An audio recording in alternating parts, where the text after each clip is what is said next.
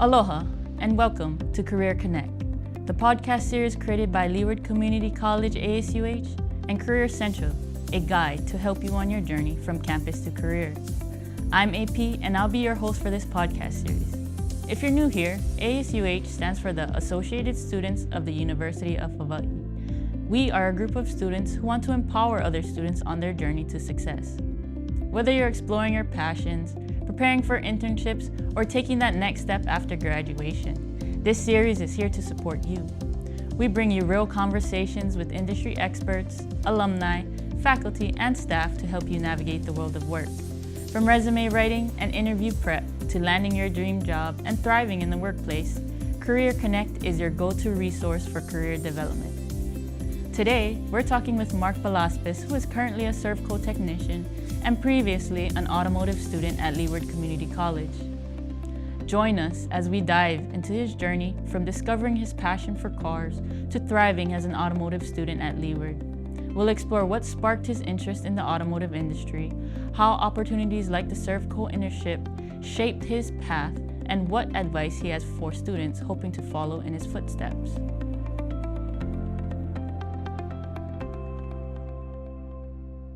Hi, Mark. Hi. Can you tell us a little bit about yourself? I'm 43. I'm from Wailua and former graduate of Leeward, as you said, in 2018, and just really excited about working on cars and try to keep my passion going, and have a career in it. So I'm really grateful for that. Thank you.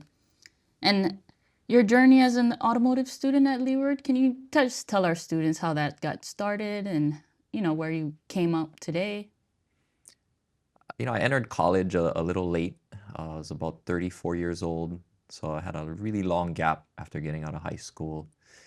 And, through the years, I kind of dabbled with cars on my own. And, it was my wife that pushed me and said, you kind of know what you're doing, so maybe you should give it a try as a career. And, it was just a really exciting yet kind of a bit of a nervous type of journey into it. We had our first child within the first couple of weeks of school, and I juggled shifting my full-time job into a night shift and going to school full-time. But in the end, it really all worked out, as I persevered through that whole journey. That's very interesting that she took a notice into what you were interested in, and you weren't even aware that, this is what you were going to do, and automotive is now, your passion. So when did you realize that it was actually your path? Did you have like a aha moment? I know you kind of, were dabbling a little bit and you were in it, but what made you keep going? I know you just started your family and, things were kind of complicated with you kind of having to play both sides of student and working and being a father as well. So, there was a definite kind of like a little event that happened in my early 20s. So, I lived on the North Shore and I was driving along Cam Highway. I had a 1988 Mazda pickup truck. I started to hear these noises as time went by after buying the car, and I had no idea what the noises were. I just kept driving it, and basically the drive shaft, which is what connects the rear axle to the transmission, it basically fell out. wow. and split in half, fell on the road, stopped me in my tracks, and ironically, it stopped me right in front of the Sunset Beach Chevron, which at the time actually had a repair bay there. A technician came out, he asked me if it was okay to look at the truck, and he kind of gave me his synopsis on it, helped me push the truck in, and asked me if I wanted to get it fixed. I said, I have to, I got to get back on the road. A couple hours later, a few $100s later, I had my truck running again. And, after that moment, I thought, I'm gonna try to learn how to do this and save that little bit of extra money. And with no idea what I was doing, I started to pick up like paper manuals, from the local parts stores, and I just went ahead and kind of started to dive into it, and still at that time, not really knowing what I'm doing. I didn't have any of the right tools, and repairs that take me an hour now took me days, with frustration, bloody knuckles, and whatnot. And also had a family member, an uncle that was a technician of sorts that kind of always was around, and that I had some exposure to it. And I think that's kind of a classic story that everybody has, is they have a family member that did it or whatnot. But it was really that event of like, hey, I think I can do this myself. Yeah, I think people sometimes they overthink things until they get into it and they get their feet wet. And especially when you see someone else do it, it gives you that confidence of, hey, if he can do it, then I can do it too. But Yeah. without that first step, I feel like people kind of just hesitate right away. So what keeps your passion going now? Um, you know, I think, as a kid, it's kind of funny. I guess I was really into Legos, and I always liked taking things apart and putting them back together. And I really I show up every day at work, and I kind of enjoy that little aspect, that little mechanical, hands-on aspect of just, you know, taking something apart, but basically it can go back together the same way, and it all works out. It's still, the car still rolls, everything like that. But um, it goes a little bit deeper, because I think that's a misconception, is that, technicians we just take things apart, put them back together, we get dirty and whatnot. But um, when I say it goes deeper, there's always so much to learn with advancements in technology today. And I think that's what keeps my passion going currently, is that just kind of learning about all of the new things happening with cars and electric vehicles and autonomous driving. It's a really exciting time, in this day and age. And I think that's what I really look forward to, is kind of like that learning aspect, which kind of goes back to being at Leeward, because you have to always go through life with that thought of never wanting to stop learning. Otherwise you're gonna kind of hit a dead end in life, or reach a plateau, and that's when you start to kind of like lose that passion, if you lose that motivation to learn. Yeah, I see. With technology changing, it's not like you can put it back together or take it apart the same way that you would traditional cars. So, can you share your experience with the Servco industry? Being at Servco Toyota has been a real blessing, in my life. And I think the biggest thing I take out of being there is, you're able to really observe like all aspects of the automotive industry. I mean, from just, all the way down from the people who clean the shop, all the way up to our CEOs. And Servco's has sort of a family oriented feel. So it's not uncommon that, you'll have a corporate, higher up type of individual that just comes around the shop, and you can just carry on kind of a normal conversation with them. Um, they don't give you that typical corporate feel where there's a separation between management and, you know, us guys on the floor that are, we, we feel like we're doing all the hard work out there, really. But they really try to give that sense of equality throughout the company by creating more of like a family-based relationship. And that's really like the history of the company, of how it all got started. It started as basically a small family that decided to, go into the repair business, out here in Hawaii. I think that's a good thing to consider is who you're working for and the people that you're working with, because they dictate your day to day, how it will go, how you feel about your job. You can lose motivation simply off one negative bad apple. So it's good that you guys have that camaraderie, I would say, amongst the shop. It doesn't just feel like you're a number. How do you think opportunities like this could help our students, or just being in the Servco? How do they get there? What path can they take? Well, I mean, the Leeward Automotive program in general, I mean, is already, you're taking that first step. If you're entering that program, you obviously have an interest of some sort. The program, it offers kind of different paths basically, but there is the Servco internship, which I believe is something to really consider. And then there's also the Ford Asset Program, which is like specialized, in Ford, and that in itself is a built-in internship program into the whole AMT program.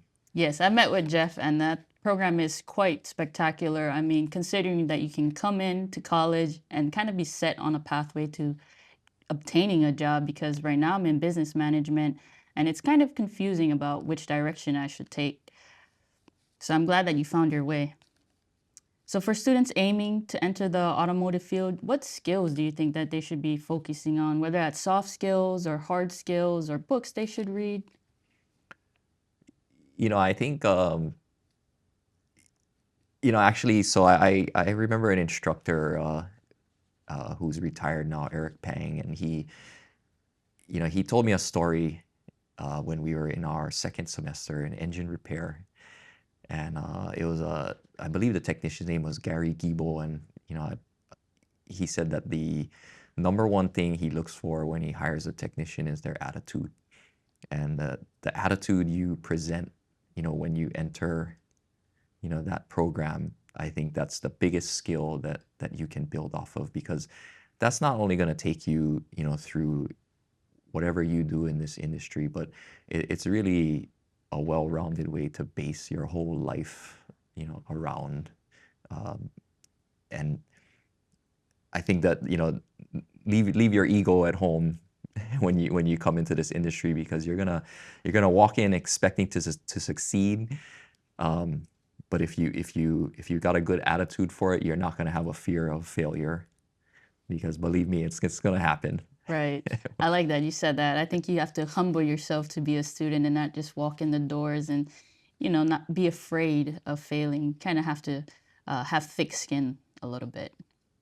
Do you have any courses that you enjoyed at Leeward? I enjoyed, of course, I enjoyed all of the automotive programs based on my passion, but there were two courses that I took outside of automotive to fulfill my degree requirements. One of them was digital photography, and the other one was a creative writing class, which I was led by Miss Igarashi. And I recently heard that she's I believe a dean now in the school. And I won't lie, I hope that she watches this. I didn't like that class when I walked in, and I was like, why do I need to take this?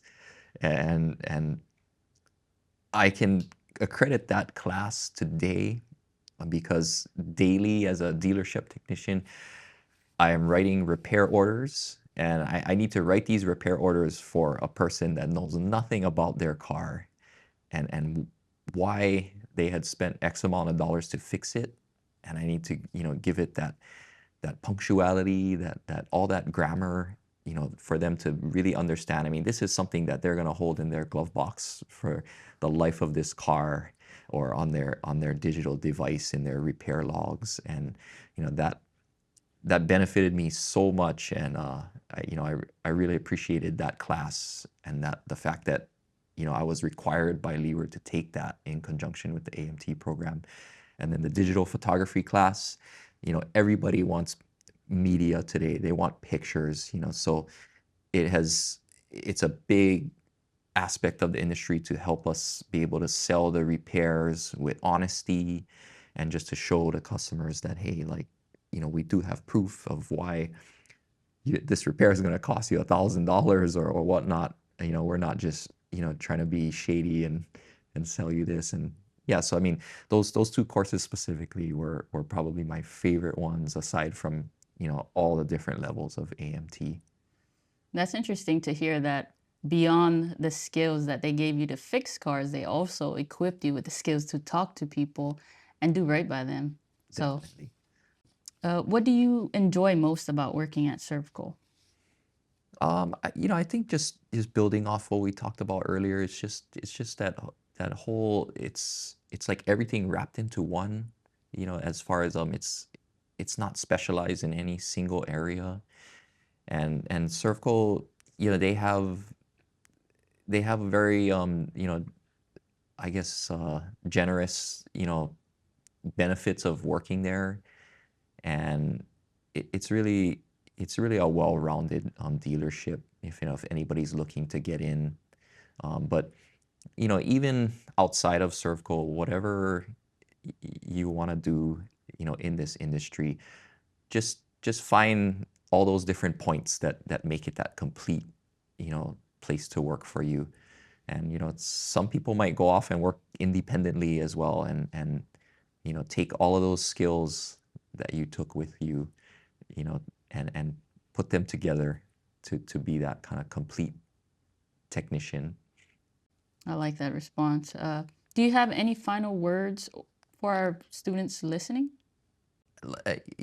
As we were saying earlier, never lose that motivation to learn, because just with anything in life, and automotive, I mean, they're relatable, because it'll everything will pass you by if you lose that motivation to learn.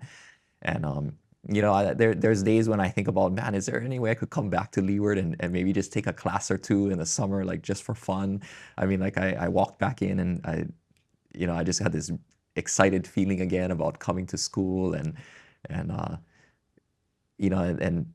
the other thing with specifically to the automotive listeners, don't lose sight of your health and safety, because those are two things that are going to keep you going in this industry, and that'll also kind of give you a broader vision of what's your bigger picture and your backup plan as a career, because it just takes one day of not wearing your safety glasses, or not having got a good night's rest, and you could get hurt, and it could end an aspect of your career.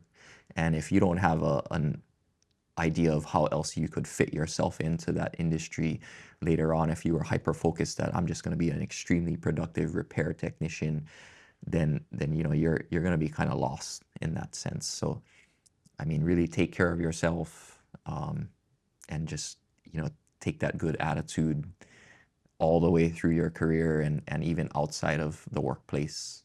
And I think it's going to take you really far. Yeah, I like that. Any individual can do the job, but for you to do the job, your health and your mental health, your physical health, they all have to be in right standing, especially when you do a laborious job. One incident could take you out, even for a week or two, could set you back financially. So it's really important to keep that in mind. Well, thank you for talking to us today. Thank you. And thank you for tuning in to this episode of Career Connect. We hope you found today's conversation inspiring and full of valuable insights for your own journey. Remember, whether you're just starting out or ready to take the next step, the path from campus to career is all about learning, growing, and staying curious. If you enjoyed this episode, be sure to subscribe, share it with your friends, and stay connected with us for more conversations like this. From all of us at Leeward Community College, ASUH, Career Central, keep pushing forward, keep dreaming big, and we'll see you next time on Career Connect. Mahalo!